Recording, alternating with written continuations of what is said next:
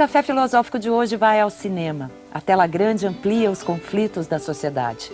Nos filmes, refletimos sobre a nossa relação com o outro em histórias que podem combater a intolerância e o preconceito. Os psicólogos junguianos Carlos Baiton e Maria Helena Guerra apresentam o filme O Segredo de Brokeback Mountain. A obra do diretor Ang Lee gerou polêmica e reflexão. Um relacionamento entre dois vaqueiros que descobrem o desejo em um ambiente hostil. Em Brokeback Mountain, assistimos ao choque entre o amor e a intolerância.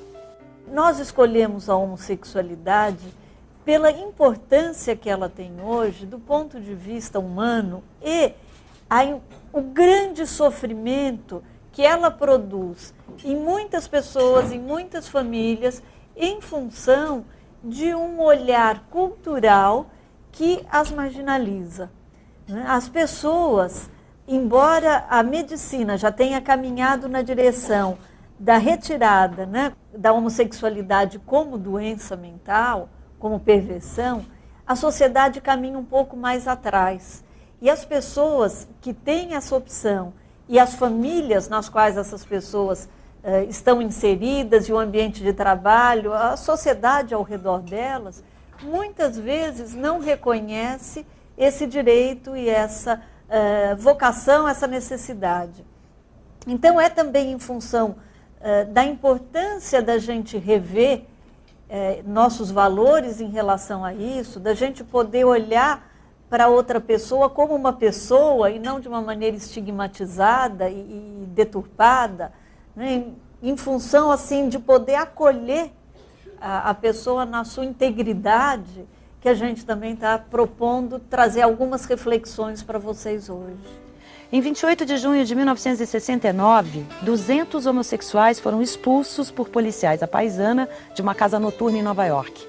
Ao saírem, os policiais foram recebidos a pedradas por mais de 400 manifestantes. Os protestos duraram 3 dias. Foi ali que os homossexuais passaram a chamar-se gays e o 28 de junho ficou declarado como o Dia Internacional do Orgulho Gay. Uma data que ajuda a derrubar barreiras.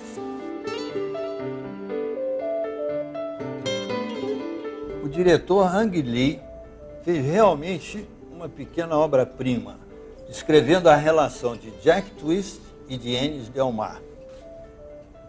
Eles mostram, durante todo o filme, a sua dificuldade de reconhecer a homossexualidade, ao mesmo tempo, a sua vivência profunda do amor dentro da homossexualidade e o contexto social proibitivo na educação deles e, posteriormente, na reação à personalidade deles. Então, o filme é um filme individual, psicológico, mas também social e político.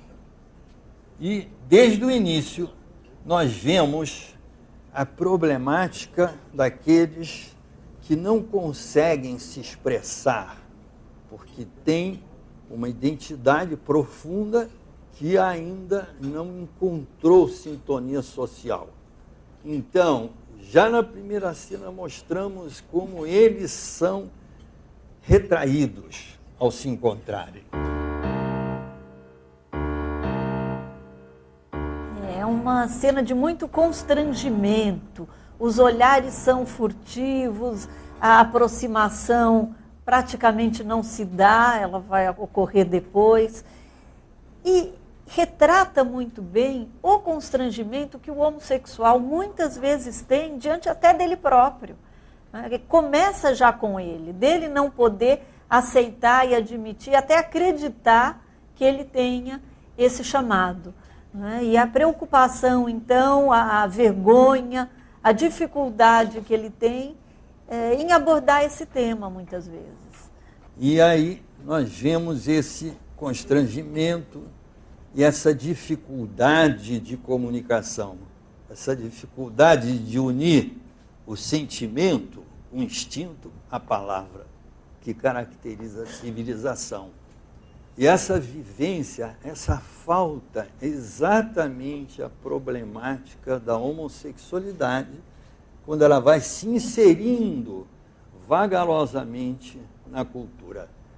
Notem vocês que isso se dá no sul dos Estados Unidos, que eles têm chapéu de cowboy, característico do machismo americano, o famoso chapéu do John Wayne, né, do herói dos cowboys americanos. E dentro desse perfil é que eles mostram como a homossexualidade masculina é algo de homens que também são homens, mas que não são heterossexuais. Em momento algum, vocês verão no filme qualquer trejeito, qualquer apresentação deles com trejeitos femininos. Realmente é uma opção sexual diferente de homens. Conhecemos a nós mesmos pelo olhar do outro. A palavra latina persona dava nome às máscaras que os atores usavam no teatro clássico. Hoje, persona é a identidade que assumimos para viver em sociedade. Vivemos papéis familiares, papéis profissionais, papéis afetivos. A falta de uma identidade social gera conflitos. Sem qualquer referência, como encontrar a nossa verdadeira personalidade? Também para a homossexualidade é preciso haver um papel, o que a gente chama tecnicamente de uma persona, de uma roupagem, de uma maneira para a pessoa poder expressar e viver aquilo dentro de um contexto. E isso ainda é muito difícil hoje.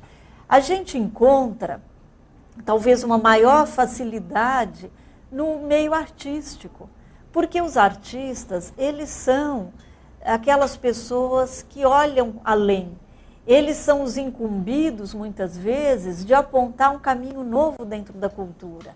Eles dão um passo e depois a gente vai atrás, dentro da consciência coletiva, absorvendo, integrando aquilo que eles nos ensinam e que eles propõem adiantado, né? Um passo à frente.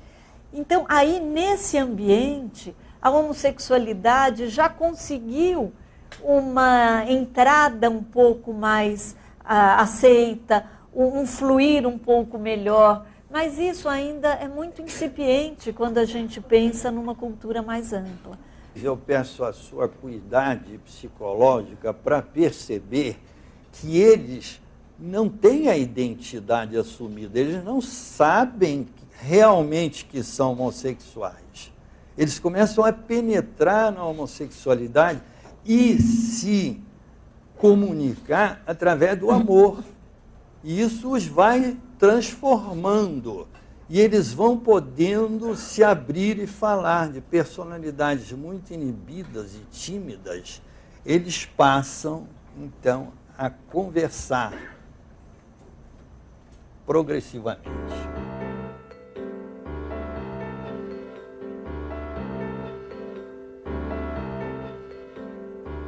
Então a gente vê que eles começam a falar, começam a se comunicar em função dessa atividade crescente.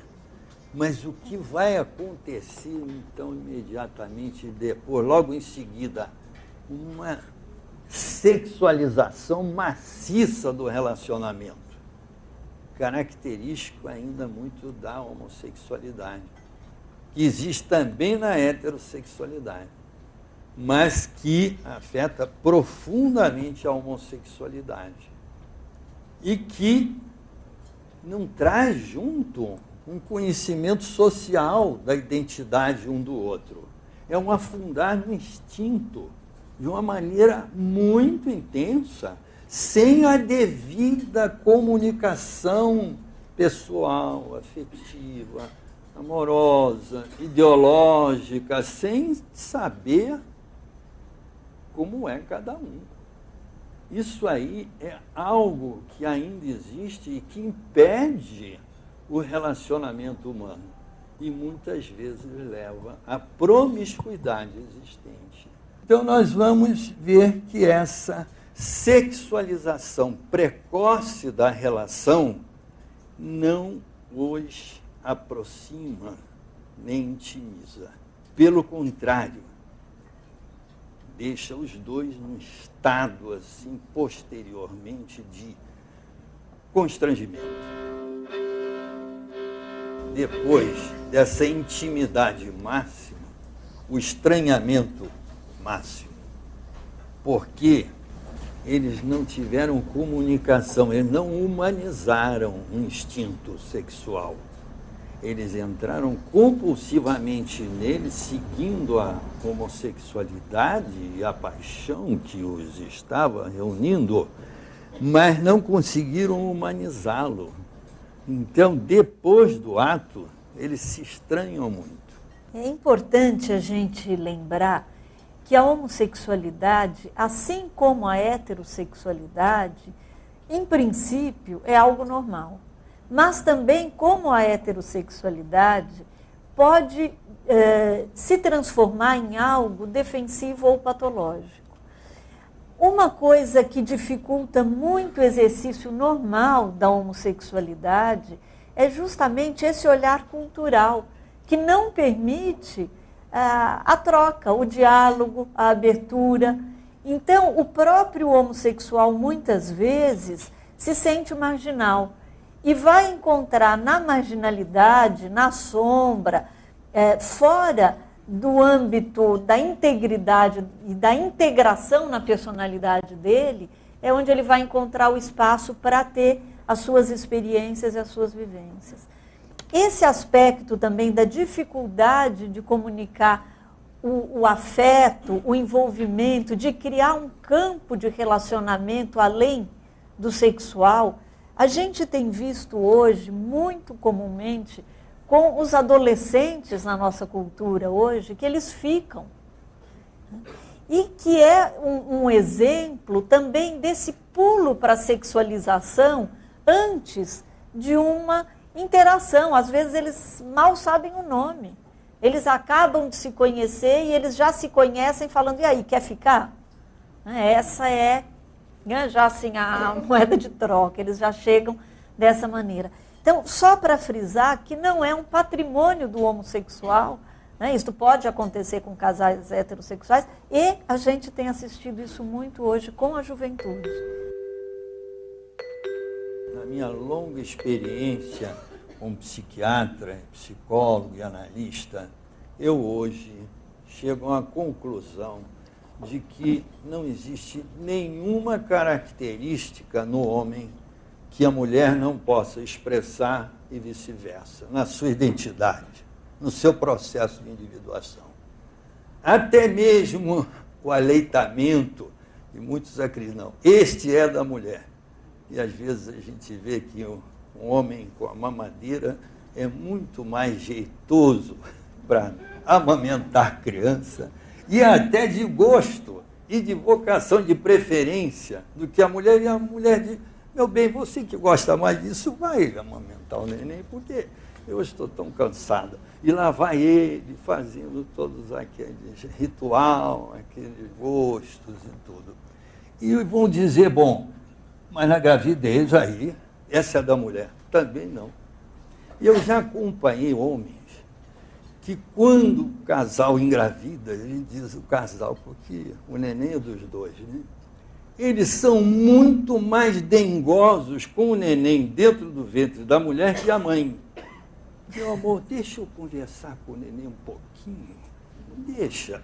Ficam agradando o ventre da mulher e conversando com o neném. Ele disse, mas outra vez, você já falou com ele hoje 3 vezes. Você quer falar outra vez com ele? Deixa, meu amor. Deixa que ele está me entendendo tudo. Olha a perninha dele como faz. Olha, sente aqui. Então, essas são características, são princípios da natureza humana que homens e mulheres podem expressar igualmente, sobretudo quando eles assumem o seu processo de individuação descrito por Jung, que realiza o seu potencial como pessoas. Aí eles vão ser únicos, diferentes, e cada um pode exercer a sua maneira, como homem ou como mulher, essas características que durante, às vezes, milênios foram exercidas pelo sexo oposto. A minha pergunta diz respeito ao seguinte, vocês mencionaram várias vezes a palavra opção sexual. Eu tenho essa pergunta. é uma opção? A homossexualidade, a heterossexualidade ou a bissexualidade é uma opção do ser humano? Eu diria que não. Eu diria que a palavra opção aí é ambígua. Eu diria que se trata de assumir o que já se é. Nesse sentido, uma opção ao se admitir como se é na realidade, né? E é depois optar, mas evidentemente que não é uma opção de livre-arbítrio, é uma opção, como diz Sartre, nós só somos livres para sermos aquilo que já somos. Então é uma opção no sentido da vida autêntica, da vida verdadeira, ao se reconhecer que se tem essa vivência e essa identidade da homossexualidade como identidade profunda. Brokeback Mountain trata da impossibilidade do sentimento. A tragédia nasce de uma sociedade que não aceita a relação entre dois homens. Mas também nasce na alma dos vaqueiros Ennis e Jack, que negam seu amor. Amor que mal se reconhece e não se realiza. Afeto que gera repressão. Repressão que gera violência. Eu descrevo uma grande diferença entre homossexualidade e homoafetividade. Porque a homoafetividade é a relação entre os homens de afeto, não necessariamente sexualizado. Nós vamos ver depois que a homossexualidade manteve essa afetividade. O homem heterossexual teve essa afetividade reprimida nele e não podia expressá-la a não ser na aproximação, na violência e na guerra. Então a heterossexualidade é muito ligada à violência, por repressão da homoafetividade. E essa homoafetividade foi levada durante milênios pela homossexualidade, pelos homossexuais, ainda que reprimidos, ultrajados, né, e cruelmente tratados.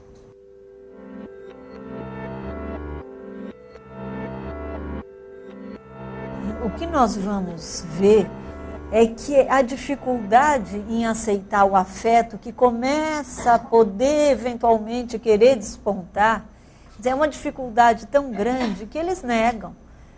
Eles simplesmente não querem falar sobre isso, eles negam o afeto e negam até o fato. Porque essa desqualificação que eles próprios fazem deles mesmos, do que eles viveram, do que eles estão sentindo, é uma desqualificação sintônica com a desqualificação cultural, com aquilo que a sociedade faz deles. Quer dizer, eles admitirem que aquilo é algo que eles vivem e que eles têm esse chamado, é quase como admitir que eles são doentes, que eles são parte, sei lá, de uma aberração da natureza. Então, eles próprios não podem olhar para isso com um acolhimento, com respeito, com a dignidade que isso merece. Mas essa integração da homossexualidade como amor que vai acontecer na personalidade deles é acompanhada também pela cultura ocidental, é um trajeto cultural, porque o ser humano individual é um reflexo do coletivo e o coletivo é a expressão do individual em relação dialética permanente. Lembremos apenas este filme, relata a época de 1963. A década de 60 foi um marco na luta pelos direitos humanos. O mundo estava dividido. De um lado, a explosão de revoluções contra a intolerância, a luta por liberdades civis, por igualdade, pelos direitos das minorias. A busca por uma nova sociedade gerou resistência e conflitos. John Kennedy chegou ao poder nos Estados Unidos com um discurso novo e foi assassinado. Martin Luther King discursou pelos negros e teve o mesmo destino. Foi a década dos Panteras Negras e da Ku Klux Klan, do movimento gay e dos skinheads. Uma década em que cresceu a consciência, mas cresceu também a violência. E é isso que nós vamos ver refletidos na personalidade deles, né? Quando eles não conseguem integrar aquilo que fizeram à noite instintivamente, porque eles não têm nem vocabulário nem identidade. E nós vemos que eles, ao se aproximarem, então, para se relacionarem mais afetivamente, eles retomam o padrão heterossexual da agressividade entre os homens. E essa vivência agressiva de aproximação, então, caracteriza a maneira deles abordarem afetivamente um ao outro. Isso a gente vê, inclusive, na relação pai-filho. É muito comum o pai, para se aproximar do filho, ele não beija, não abraça, ele fala, ó, bate aqui, né, dá um soco. Aí o menino vem, bate, aí eles rolam no chão. É um jeito de ter um contato físico macho, bem masculino, assim, na concepção do pai. Né?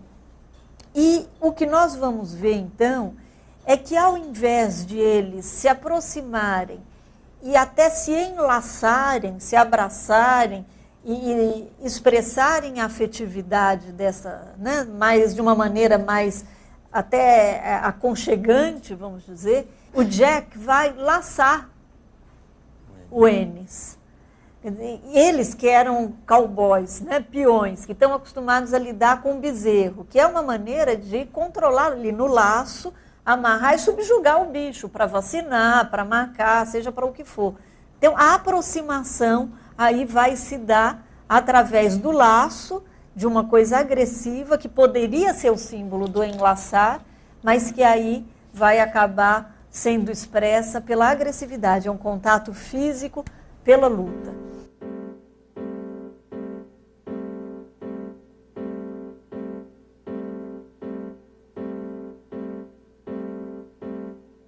Vemos, então, que o caminho para a homoafetividade é um caminho tanto da homossexualidade quanto da heterossexualidade. Que a homoafetividade é importantíssima para a relação entre os homens.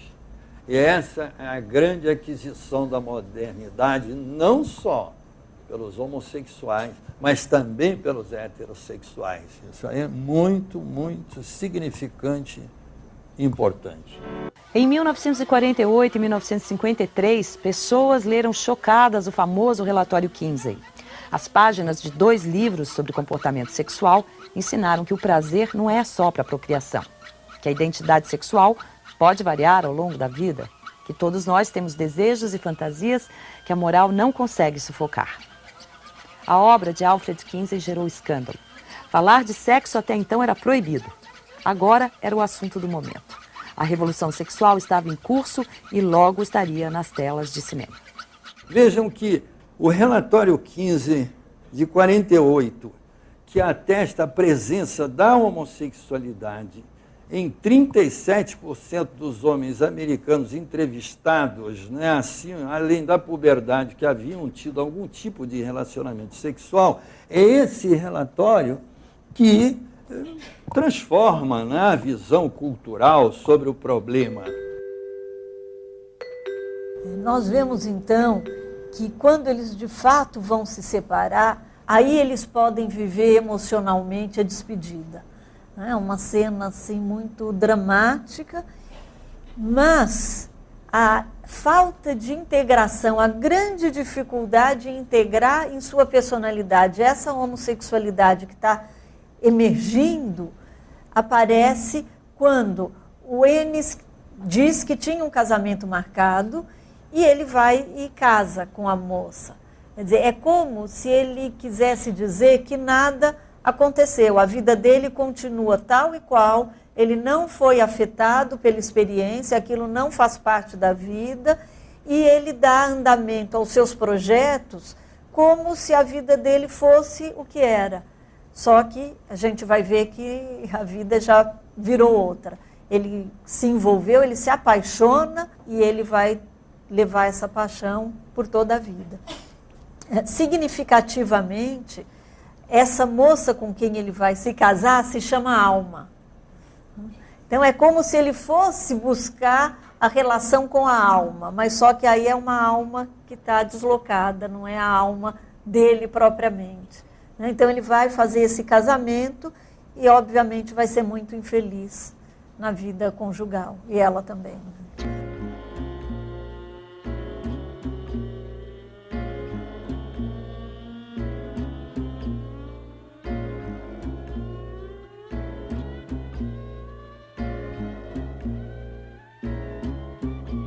Aqui nós entramos na seara muito complexa e dramática da bissexualidade.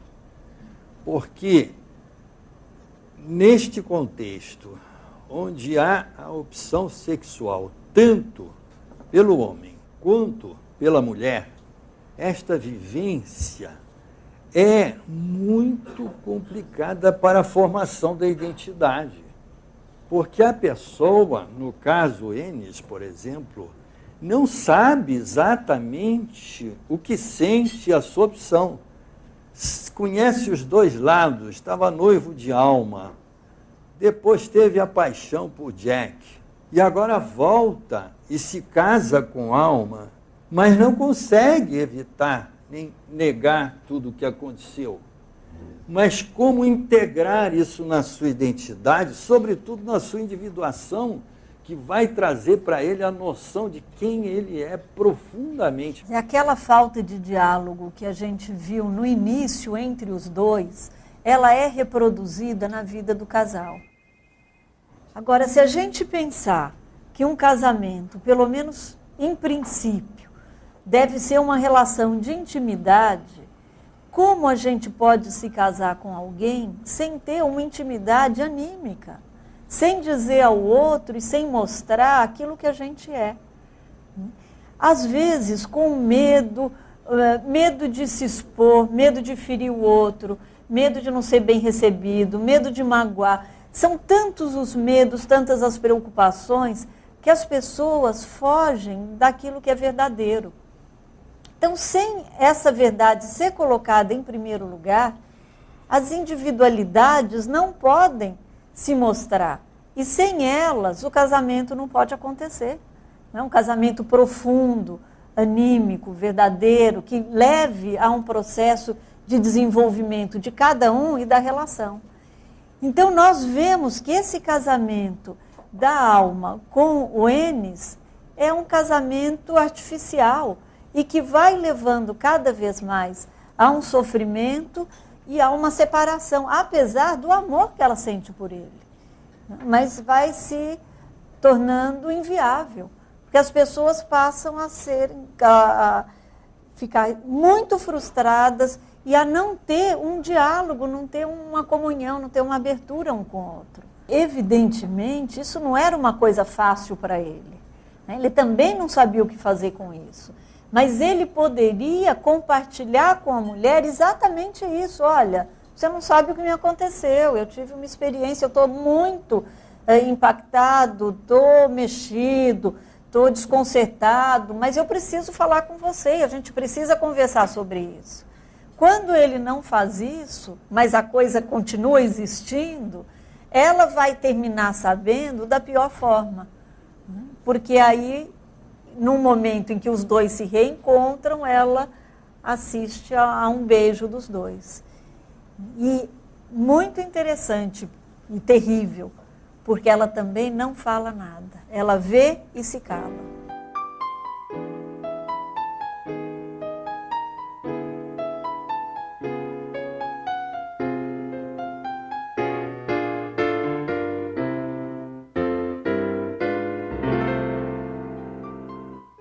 Novamente, o instinto homossexual vence o ego, um estado de possessão erótica, e eles se beijam ardorosamente.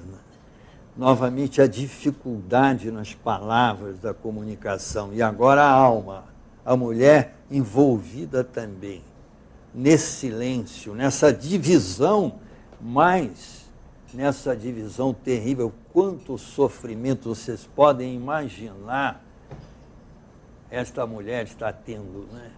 Que sofrimento terrível, porque ela o ama profundamente. Só que ela está diante do instinto, da identidade homossexual do homem, para o qual ela não teve nenhum preparo. Ela talvez nem soubesse que isso existia, a não ser em alguma lenda distante da sua educação. Então ela fica muito chocada, mas reage sem palavras. E isso vai causar uma tensão enorme dentro do casamento, eles terminam se separando.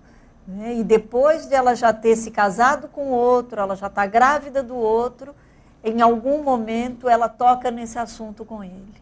Mas é muito depois, quer dizer, depois da vida já ter passado, já ter encaminhado o casal, né, para uma separação, para vidas paralelas já.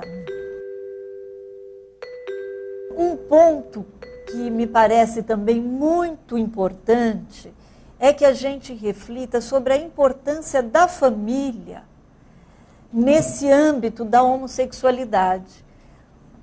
Porque, às vezes, o que ocorre é que nessa falta de parâmetros, de diálogos, de personas para a homossexualidade ser inserida, as famílias também não sabem o que fazer, o pai, a mãe, né? Não estamos ainda falando da esposa, os pais. E aí podem ter uma tendência a banir esse filho.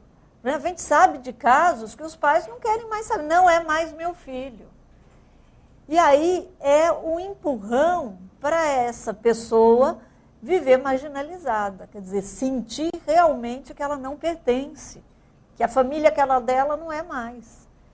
Então, essa dificuldade com a família e a importância da família perceber que ela está diante de uma pessoa, e muitas vezes uma pessoa que está vivendo um grande amor, né? Isso é fundamental para a gente poder começar a transformar o nosso olhar, né? A nossa conduta em relação, né, às pessoas que têm esse chamado. Então, nós vamos ver a história agora familiar dos dois. Esta vivência de dificuldade, de intolerância, é algo que, então, leva o indivíduo a ficar preso no instinto da promiscuidade, porque tem a dificuldade de inserir esse instinto na vida cultural. Que toda a história da humanidade é a história da cultura. E a história da cultura é a inserção coletiva, social, dos nossos instintos, que então são estruturados em função das instituições do progresso social, político, econômico, que nos permite então conviver e, através dos séculos e milênios, formar as culturas. E eles ainda não têm essa oportunidade por uma questão de direitos humanos. Mas nós vamos ver que essa dificuldade na personalidade, sobretudo de Ennis, é incompatível com Jack, que sofre tremendamente e que está muito mais apto e muito mais avançado na integração do seu amor sexual. Embora ele também tenha se casado. Ele também vai mostrar a sua bissexualidade, mas ele é muito mais aberto para a relação homossexual do que o Ennis, né? Sem dúvida. Ele batalha muito mais. Vocês sentem a tensão na personalidade do Jack, né? Como é que ele vai se abrindo para a relação e para o amor, mas encontra aí um bloqueio na personalidade do Ennis, que aos 9 anos de idade foi levado pelo pai para presenciar um homossexual assassinado e arrastado pelo pênis, né, jogado. Então, esse traumatismo da criança é símbolo dessa repressão maciça à homossexualidade que ocorre na cultura do seu país, sobretudo no Sul, nessa intolerância machista, mas também na personalidade do menino. Ou seja, o que ocorre no nível íntimo da personalidade ocorre no nível social também. paralelamente, né? E esse traumatismo de Ennis é que ele vai trazer agora para a relação e para a impossibilidade dele estar com Jack e aceitar encontrar Jack e até mesmo seguir o convite do Jack de terem uma vida em conjunto. O fato de a cultura não aceitar a homossexualidade dá margem, muitas vezes, a uma reação reativa por parte das pessoas, daquele tipo, vamos dizer, estereotipado, que durante o dia é um homem muito moralista e à noite é um devasso. Né? Então, a gente tem essas situações. Outro dia mesmo eu ouvi uma notícia no rádio, eu não vou me lembrar agora o nome, mas era um político americano que ataca muito os homossexuais. Né? Então, ele está sempre contra qualquer tipo de lei que os favoreça, ele vai para a tribuna e ataca. E ele acabou outro dia sendo processado por um policial à paisana que foi assediado por ele. E aí, então, ele vai a público e diz que ele não é homossexual. Então, essa coisa que às vezes a gente vê do exagero, né, como um tipo de caça às bruxas, pessoas que saem e querem matar mesmo os homossexuais, aquilo é um horror para eles. Eu fiquei me perguntando como seria o pai do Ennis, né, para ele levá-lo para ver uma cena dessas, para um menino suspeitar que o pai que havia feito aquilo. Quer dizer, o que será que esse homem vivia, que ele não pôde se abrir, não pôde respeitar o outro? Né? Quer dizer, o pavor de ele também perceber nele esse chamado. Em algumas civilizações, a homossexualidade foi tolerada e até valorizada. Os maias incentivavam relações entre adolescentes do mesmo sexo, já que as jovens deviam se casar virgens. Na Grécia Antiga, o amor entre os homens era um fato comum, uma manifestação legítima do desejo humano. Outros povos perseguiram a homossexualidade. Na Alemanha nazista, na Inquisição, no Afeganistão dos talibãs. Em vários momentos da história, o castigo para os gays era a pena de morte. Muitos países ainda condenam a prática homossexual até os dias de hoje. E o que nós vamos ver, então, é um momento de cobrança, né, de desejo de permanência por parte do Jack. Ele quer muito poder viver esse amor com Ennis. E vocês, né, já viram que Ennis é irredutível, ele não aceita, ele tem esse imprinting, esse trauma infantil, essa identificação também com o pai, que o impediria de aceitar conviver com o outro homem.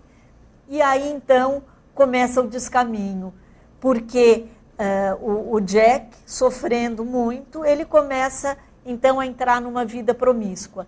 Ele começa a se relacionar com outros homens, ele vai se relacionar, inclusive, com a mulher de um capataz da fazenda. Né? A gente não mencionou, mas ele se casou com uma moça bem rica. Então, o pai era um homem muito bem sucedido e que exerce um poder enorme, ou tenta exercer, pelo menos, sobre ele.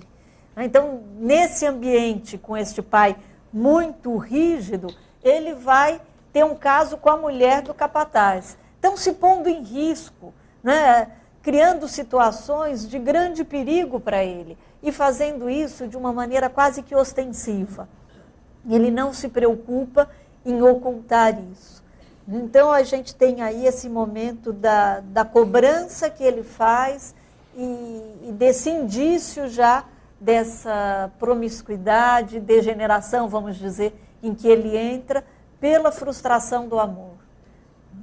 Essa vivência do Jack se abrindo, né, e querendo desesperadamente ao amor, indo de encontro à repressão de Ennis, nos mostra o quanto esse desespero do Jack vai desestabilizando a sua personalidade, levando para uma vivência depressiva e até suicida.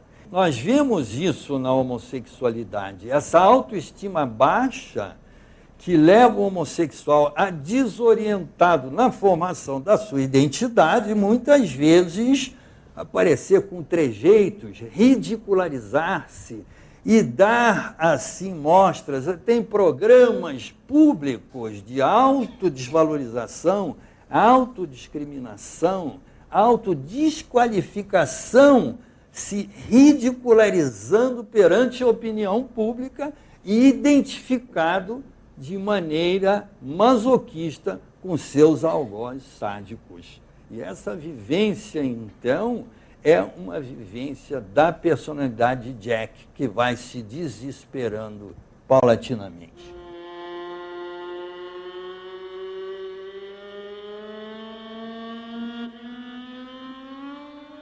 E eles vão, então, para uma crise de separação, mas uma separação totalmente dramática, impiedosa e terrível, porque não corresponde à sua identidade homossexual, amorosa, profunda. E é isso, então, que vai permeando a relação deles e levando o filme de Ang Lee para uma crise, para uma solução dramática, né? Nessa impossibilidade e nessa imensa dificuldade de integrar o instinto sexual dentro do amor homossexual. E essa vivência é uma vivência tão dramática e profunda que anula a personalidade de Enes, e ele, entre a repressão e a realização amorosa, ele se perde e se declara com uma vida arrasada, sem rumo, desorientado, perdido. E é nesse momento que Jack vai seguir o caminho da homossexualidade e vai se expor de maneira desastrada a ser reprimido e assassinado. Dentro desta vivência, então, é que, finalmente, Enes, ao perceber Jack pela falta, é que ele vai se dar conta da profundidade do seu amor. E aqui, uma palavra de Lacan, na sua argúcia tão perspicaz, que diz: a falta frequentemente é muito mais intensa que a presença para o ser humano. Frequentemente é na falta que nós nos damos conta realmente do que somos e do que queremos. E é isso que vai acontecer com eles. Novamente, o problema da família, né? A mãe, ao vê-lo, reconhece o amor do filho e o acolhe, né? O pai, quando o vê, também reconhece o amor do filho e o repudia. A possibilidade de eles, então, fazerem esse casamento final em Brokeback Mountain, levando as cinzas do Jack, que o Ennis gostaria de levar, o pai impede. E diz, não, ele vai ficar no túmulo da família.